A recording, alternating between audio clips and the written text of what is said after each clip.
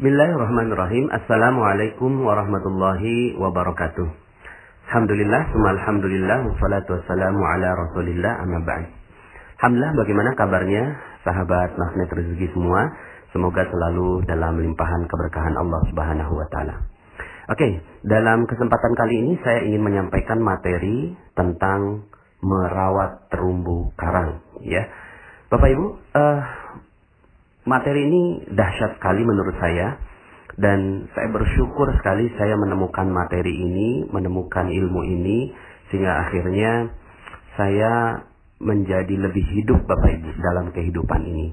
Dan saya merasa bahwa hidup saya menjadi jauh-jauh lebih nikmat dan memiliki agenda yang lebih terarah Bapak Ibu, ya.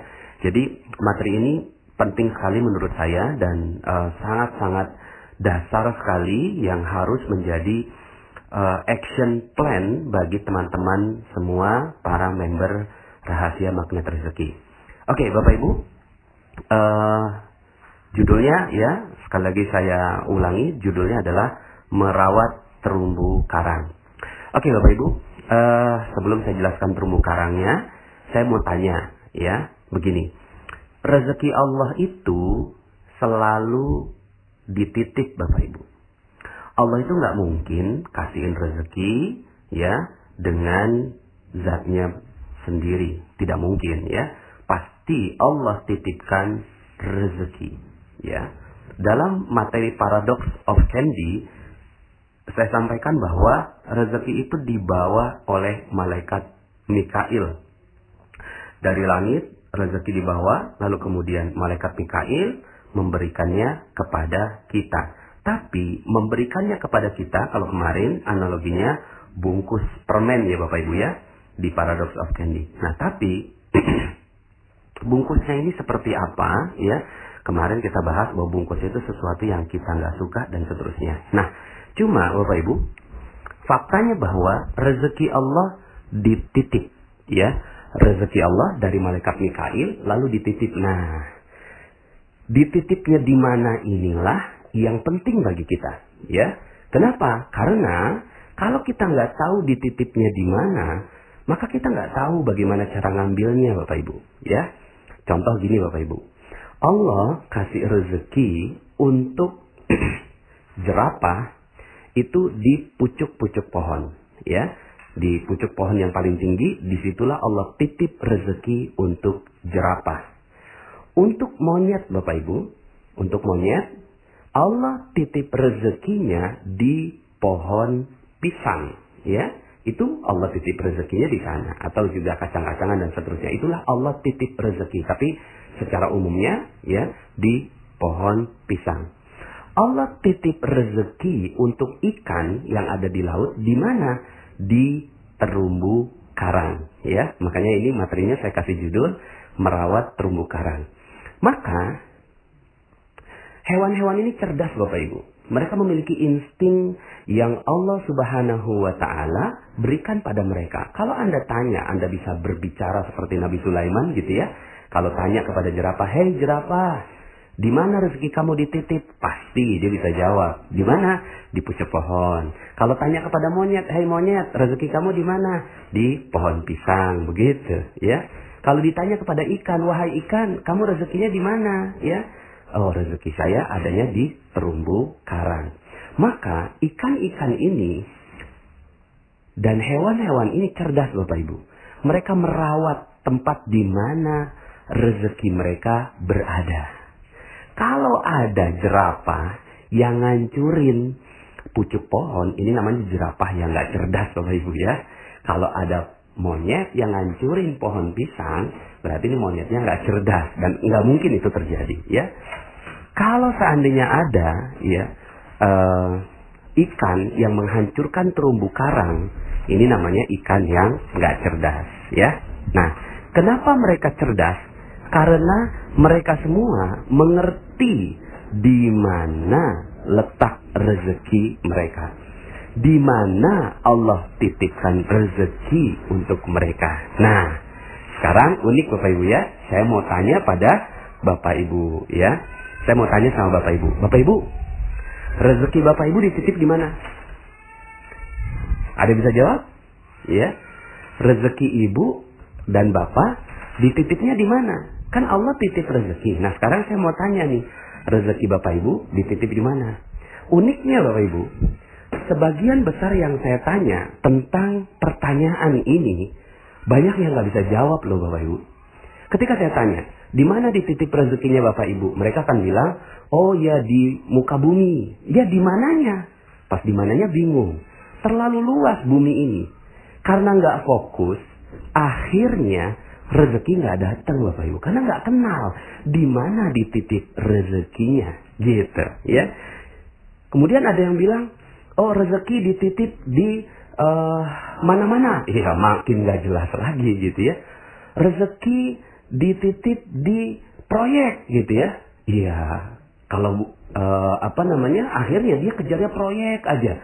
Padahal ya bukan di situ tempatnya. Makanya orang-orang yang ngejar proyek, ngejar yang lain-lain, akhirnya yang terjadi adalah mereka tidak mendapatkan rezekinya. Kenapa? Karena bukan di situ rezeki itu, ya. Ayo Bapak Ibu, di mana, ya? Oke, saya jawab ya Bapak Ibu ya. Rezeki Allah dititip di kemuliaan dan kebahagiaan orang lain. Itu. Jadi rezeki manusia dititip rezekinya di mana? Manusia dititip rezekinya di kemuliaan dan kebahagiaan orang lain. Gitu Bapak Ibu, ya. Saya jelaskan. Contoh ya Bapak Ibu ya. Kenapa kok Facebook, ya, itu dia bisa dapetin Mark Zuckerberg ya. Dia kok bisa dapatkan rezeki berlimpah. Wajar. Kenapa? Karena dia membahagiakan 1 miliar penggunanya. Ya. Walaupun dia tidak memuliakan. Yang dia lakukan hanya membahagiakan. Padahal rezeki itu pada kemuliaan dan kebahagiaan orang lain. Ya. Kemudian Google juga membahagiakan orang lain. Memberikan data. Bill Gates, dia membahagiakan orang lain dengan produk Microsoft-nya dan seterusnya. Maka wajar mereka mendapatkan rezeki-rezeki yang berlimpah dari Allah Subhanahu wa Ta'ala. Ya. Maka udah, yang perlu kita lakukan adalah bagaimana kita membahagiakan orang lain. Gitu. Pertanyaan saya, berapa banyak orang yang Anda bahagiakan? Berapa banyak orang yang Anda bahagiakan? Ya, di situ letaknya rezeki. Jelas kalau seandainya kita bahagiakan orang, orang pasti akan ingat kita. Ya, misalnya nih Bapak Ibu ya, kita punya produk. Kita punya produk datang ke orang lain, lalu kemudian kita perkenalkan produk itu. Tapi ya kitanya ini, hatinya kita ingin mengambil uang orang itu. Lalu kemudian tak ada sedikit pun perasaan bagi kita untuk membahagiakan dia. Kira-kira apa yang terjadi? Dia nggak mau beli Bapak Ibu. Mungkin produknya luar biasa, mungkin produknya hebat, mungkin produknya solutif. Tapi yang nawarin itu loh, jutek banget, judes banget. Kok saya merasa rendah di depannya dia. Enak aja gue keluarin duit buat dia. Begitu Bapak Ibu. Maka yang dibeli oleh orang itu bukan produk. Sekali lagi, yang dibeli oleh orang lain bukan produk. Tapi orang akan membeli sesuatu dari kita ketika Anda membahagiakan orang lain. Ketika dia udah merasa bahagia, kok enak banget ya. Saya kok enak ya ngelihat wajahnya dia, senyumnya dia. Kok dia tulus gitu ya untuk memberikan kebahagiaan buat saya. Maka produk nomor 2 Bapak Ibu. Yang pertama adalah kebahagiaan dia. Dan akhirnya yang terjadi adalah ya, jangankan produknya Bapak Ibu. Mungkin setelah itu ditambah. Mungkin Bapak Ibu pernah ya, kalau yang laki-laki ya, kalau saya karena laki-laki nyukur gitu ya. Terus kemudian kok rasanya enak banget si tukang cukurnya ini nyukur gitu ya. Kayaknya saya kasih lebih tuh ya. Saya udah gak peduli lagi dengan harganya, saya kasih lebih. Mungkin Anda pernah naik taksi, terus kemudian ada taksi yang supirnya tuh baik, ramah gitu ya. Terus kita tuh rasanya bahagia berada di dalam mobilnya. Maka yang terjadi adalah lebihnya kita kasih Bapak Ibu. Tapi saya pernah pengalaman ketika saya naik taksi, terus kemudian supirnya kok jutek banget gitu ya. Kok kayaknya, waduh saya nggak nyaman sekali sampai akhirnya, maaf Pak saya harus turun gitu kan. Saya harus turun sekarang begitu ya. Saking saya nggak nyamannya berada di mobilnya dia karena pelayanan dia yang kurang ramah. Maka Bapak Ibu, fokus saja ya. Yang perlu Anda lakukan, rezeki Allah dititip di kemuliaan dan kebahagiaan orang lain. Ya, saya sengaja ya urutkan kemuliaan ini di depan. Kenapa? Karena sebenarnya yang paling penting itu adalah kemuliaan orang, bukan kebahagiaan orang. Tapi kemuliaan itu tidak bisa didapatkan kalau orang lain tidak bahagia. Maka ya sudah, gitu ya. Ini udah jadi kayak soulmate gitu ya. Kebahagiaan dan kemuliaan. Yang sayangnya ya beberapa di antara para orang kaya yang dilakukan membahagiakan tapi kurang memuliakan gitu ya. Nah kalau ini digabungkan memuliakan dan membahagiakan orang, wih, Masya Allah Bapak Ibu, rezeki Anda akan mengalir dengan deras pada Anda. Maka ada loh manusia gitu ya yang menghancurkan terumbu karangnya Bapak Ibu. Ikan menghancurkan terumbu karangnya ikan yang tidak cerdas Bapak Ibu. Tapi ada manusia yang menghancurkan kebahagiaan orang lain. Itu unik kan? Ya. Jadi ketika ditanya, rezeki kamu di mana? Nggak tahu. Tapi orang lain benci semua sama dia. Gitu ya. Istrinya dihancurkan perasaannya. Suaminya nggak dituruti dan nggak dihargai. Orang tuanya gitu kan. Sampai nyesal melahirkan dia. Sampai bilang, aduh ya Allah saya nyesal sekali keluar air susu buat anak saya. Sekarang dia jadi anak durhaka. Hei, ayo lihat. Ya. Bagaimana mungkin Anda bisa bahagiakan customer Anda? Bagaimana mungkin Anda bisa bahagiakan orang lain? Bagaimana mungkin Anda bisa bahagiakan siapapun di muka bumi ini? Kalau istri Anda, suami Anda, anak Anda, orang tua Anda tidak bahagia dengan kehadiran Anda. Maka yang perlu dilakukan bukan cari rezeki Bapak Ibu. Sekali lagi, ini ilmu magnet rezeki Bapak Ibu ya. Tapi bukan rezekinya yang kita ambil. Tapi setelah dengarkan materi ini, maka yang perlu Anda lakukan adalah Anda mengagendakan orang-orang yang ada di sekitar Anda untuk dibahagiakan dan dimuliakan Bapak Ibu ya. Dimuliakan dan dibahagiakan. Muliakan orang tua kita. Muliakan istri kita. Muliakan suami kita. Ya. Muliakan customer kita. Muliakan siapapun. Ya. Setiap orang yang lewat di depan kita. Wah kita muliakan gitu ya. Sampai begini Bapak Ibu. Misalnya nih ya. Anda jalan. Kemudian naik mobil ya. Naik mobil. Di sebelah Anda ada, mohon maaf ya. Mohon maaf. Ada bencong gitu ya. Ada gay, ada orang yang bermaksiat gitu ya Bapak Ibu ya. Terus kemudian apa yang ada dalam pikiran Anda? Yang ada dalam pikiran sebagian di antara kita ngomongnya gini, ih bencong, ih neraka, ih jijik. Bapak Ibu, sebenarnya apa yang terjadi? Yang terjadi adalah Anda sedang menghancurkan terumbu karang Anda. Anda sedang menghancurkan rezeki Anda. Kok bisa? Ya iya. Ya, Anda nggak muliakan dia. Loh bagaimana memuliakan? Oh dia bencong, dia gay. Bagaimana bisa dimuliakan? Bapak Ibu, udahlah nggak mampir, nggak negor, nggak ngorder, gitu ya, nggak nyalamin, malah nyumpahin di pikiran, neraka, jijik, dan seterusnya, gitu ya. Maka yang harus dilakukan gimana? Ya kalau seandainya Anda nggak datangi dia, doakan dia. Gimana cara mendoakannya? Langsung naik gitu ya. Atau nggak usah pakai tangan juga, pakai pikiran juga udah jadi doa. Ya Allah muliakan dia. Ya, berikan jalan taubat buat dia. Berikan rezeki buat dia sehingga dia tidak lagi melanjutkan pekerjaannya. Ya Allah, hanya itu yang bisa saya lakukan.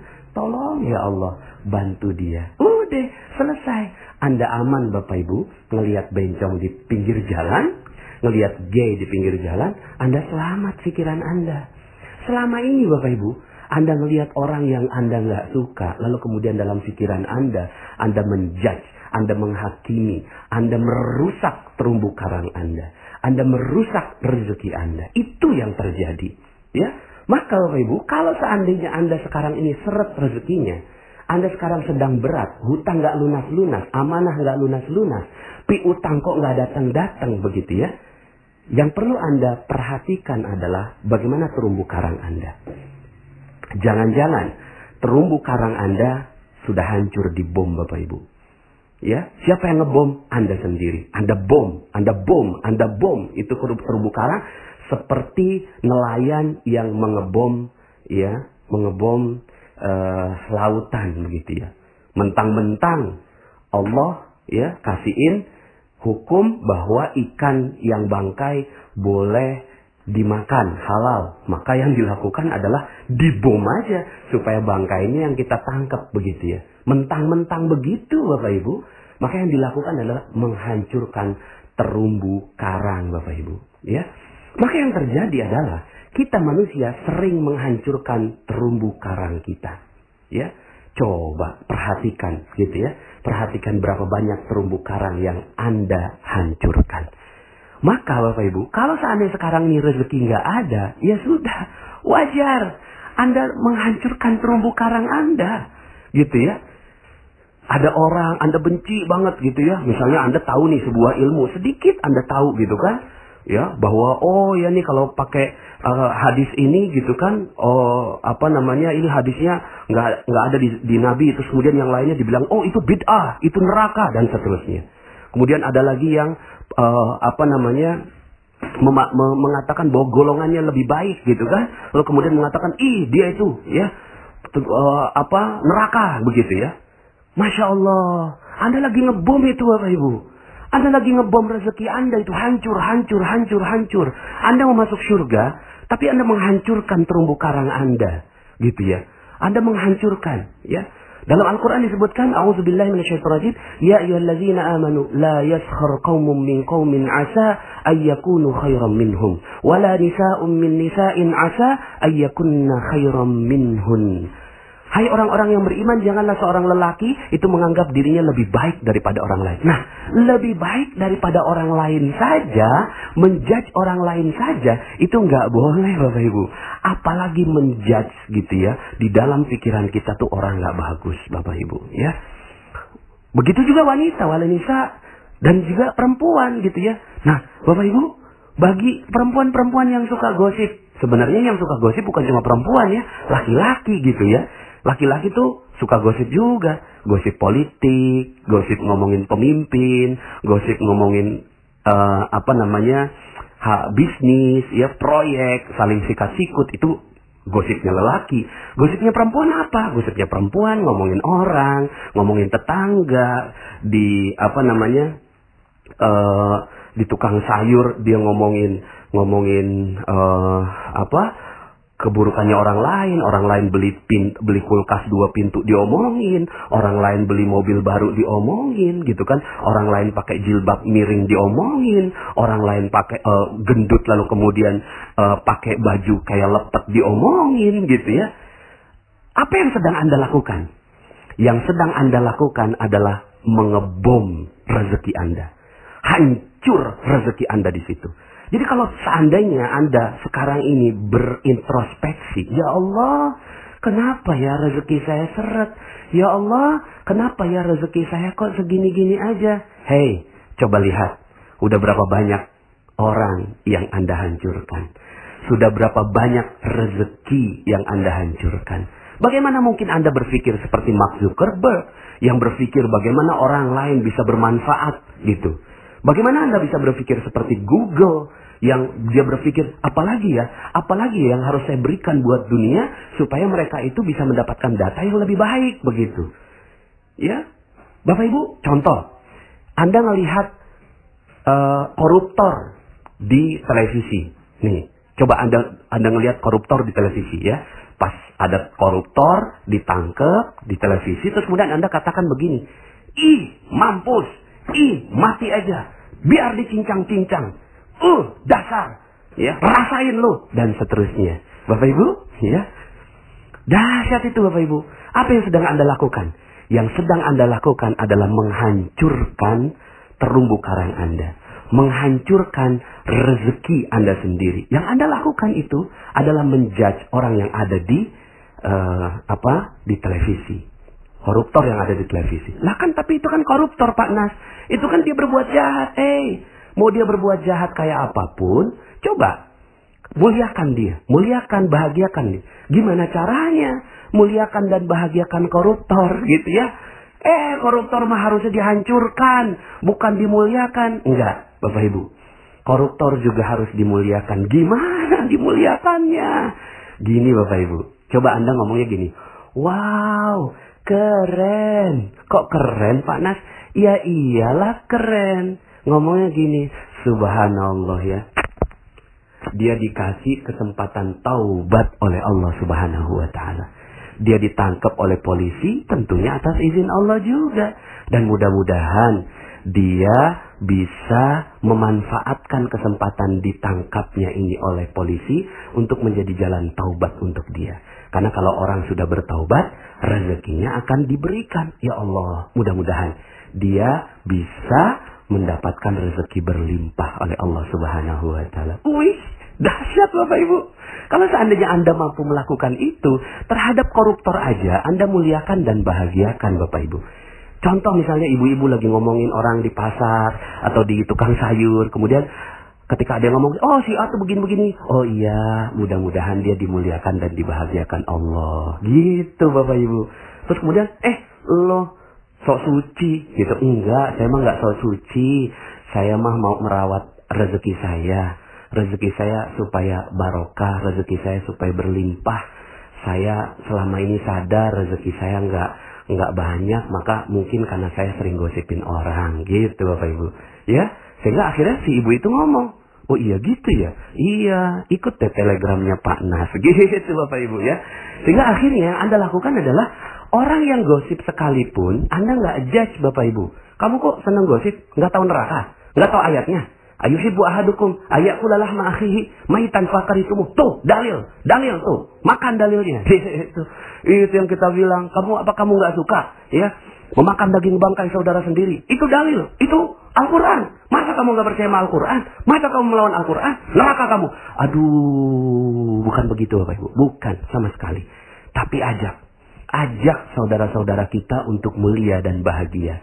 Anda bisa bayangkan Bapak Ibu, ya, kalau seandainya seluruh Indonesia saling memuliakan dan membahagiakan saudaranya satu sama lain. Aduh, udah deh, nggak usah ngomongin Indonesia dulu deh. Ngomongin kita aja dulu deh. Anda mau rezeki berlimpah? Anda mau rezeki yang banyak? Ya, yuk sama-sama kita muliakan dan bahagiakan orang lain. Kita rawat terumbu karang kita. Jadilah ikan yang cerdas Bapak Ibu. Ikan yang cerdas. Yang merawat terumbu karang. Jangan jadi seperti nelayan yang tidak cerdas. Yang udah tahu rezekinya di laut malah dihancurkan. Ini udah Masya Allah gitu ya. Jadi Bapak Ibu, di mana Allah titip rezeki? Di mana Allah titipkan rezeki untuk manusia? Di kemuliaan dan kebahagiaan orang lain. Mulai dari sekarang, lihat orang sekitar Anda. Lihat orang-orang di sekitar Anda. Mungkin sekarang ini Anda sedang mendengarkan dengan suami Anda. Tatap matanya, tatap wajahnya. Katakan, aku mencintaimu karena Allah. Begitu Bapak Ibu. Mungkin Anda di sekitar Anda ada suami Anda ucapkan. Mungkin di sekitar Anda sekarang ada anak Anda, ada anak-anak Anda. Langsung datangi mereka. Ya Allah, ya mudah-mudahan engkau mulia dan bahagia. Peluk dia, sayangi dia. Apapun kesalahannya. Mungkin Anda lupa, ya. Baru aja lebaran begitu ya. Baru maaf-maafan, tahu-tahu tiba-tiba sudah memberikan kesakitan buat ibu Anda. Coba datangi ibu Anda. Karena di situ adalah terumbu karang yang paling besar Bapak Ibu.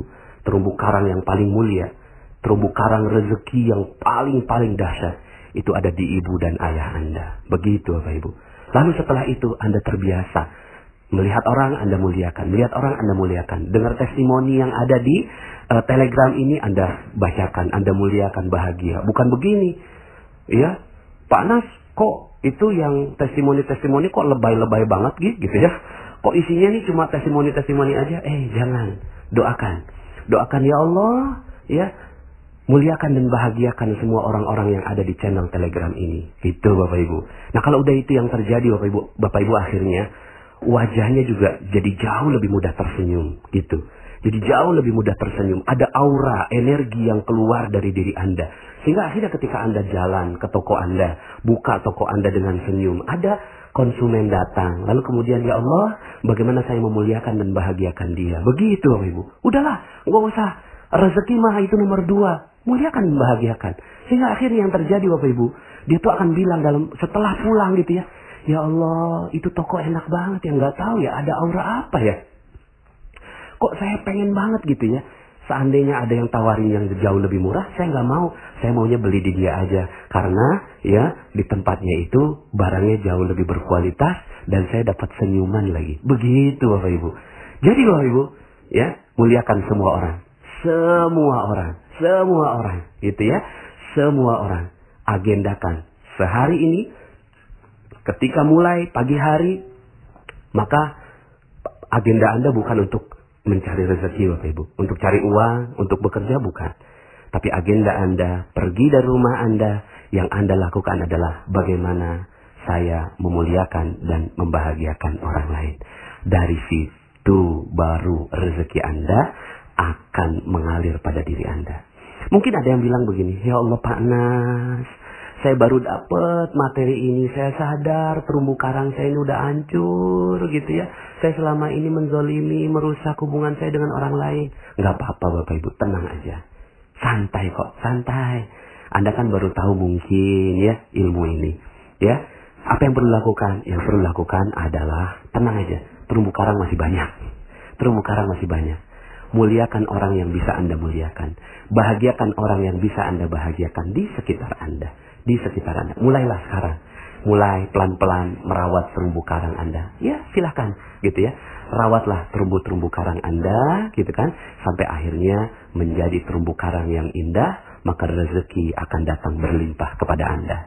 Jadi ya kalau ada yang bertanya, Pak Nas, saya ini orangnya banyak dosa. Ya, apakah rezeki saya pantas dapetin rezeki Allah? Pantas kok. Pantas kok. Ya, asalkan Anda mau mengamalkan ilmu ini. Muliakan dan bahagiakan orang lain. Dari mana memulainya? Mulai dari orang tua Anda. Itu. Mulai dari orang tua Anda. Kalau Anda mampu melakukan itu, maka Masya Allah, rezeki Anda akan datang dengan berlimpah ruah. Semoga saya doakan Anda semua mendapatkan keberkahan, kemuliaan, kejayaan, kebahagiaan, keharmonisan dari Allah Subhanahu wa Ta'ala. Sampai jumpa pada audio-audio berikutnya. Saya Nasrullah. Assalamualaikum warahmatullahi wabarakatuh.